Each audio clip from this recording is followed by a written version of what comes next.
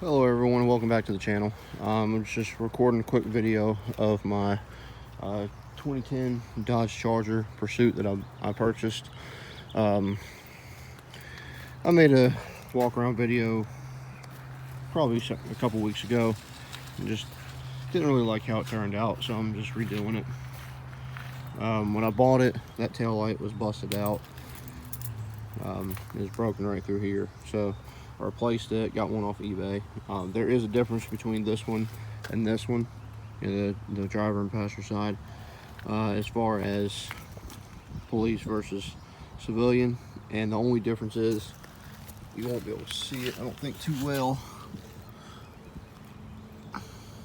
but there is a second light in there located right here. That would be a Whelen blue light, and of course this one does not have it, which all it is, there's just a hole cut in right there with that light bolted to it and wired up. Here you can see one of the antenna mounts.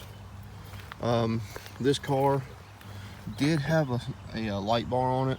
It's a little hard to see it now, but there was a light bar that was mounted right here. They also did put a light bar in the windshield. This does have, of course, the 5.7 Hemi. When I first got the car, I drove it home, which wasn't too far away. And I started having problems with overheating at idle. I thought for sure one of the fans was bad, because these Chargers are notorious for the cooling fan going out. So, well, as you can see, it's got 105,000 miles. I paid, including the auction fees and all that, I paid $4,400 for this car. And I'll go ahead and start it for you. Gone to the bathroom in a month. Turn the radio down. So, of course, it does have auto stick. I got half tank of gas. And it's good text. Go away. Yeah, okay. The spotlight did not work when I originally bought the car. I did buy another handle, and the handle would not even work, so I just had to pull the switch in this back cover off the other handle and just put it back on this old handle, and works just fine. Of course, the center console is missing. This car did have this was a K9 car at one point. Headrest is missing, but the rear door panels were missing, or they were taken off. The police department actually still had them, but they were taken off at one point, and so I put them back on. It is missing some of the interior pieces of the doors, like your door latches, or your door latch mechanism, as well as the switches, the window switches in the rear. So I've got to get those. But going back to the original problem I had with this car, like I said, one of the cooling fans was not working. Got another text.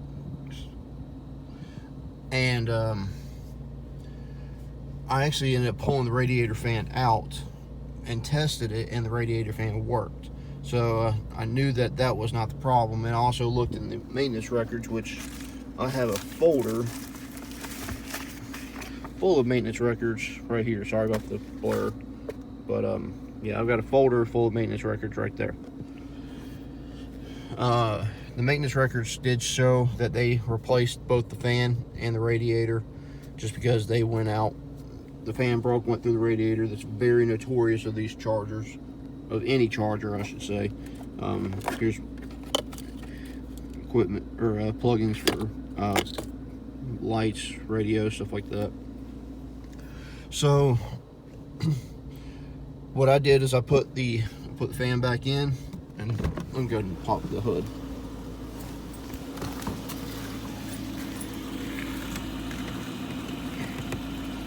Trunk release, where are you?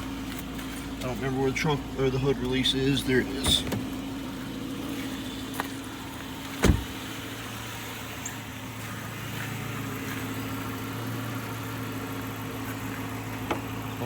kind of difficult to do with one hand. I'll put y'all down for a minute. Okay.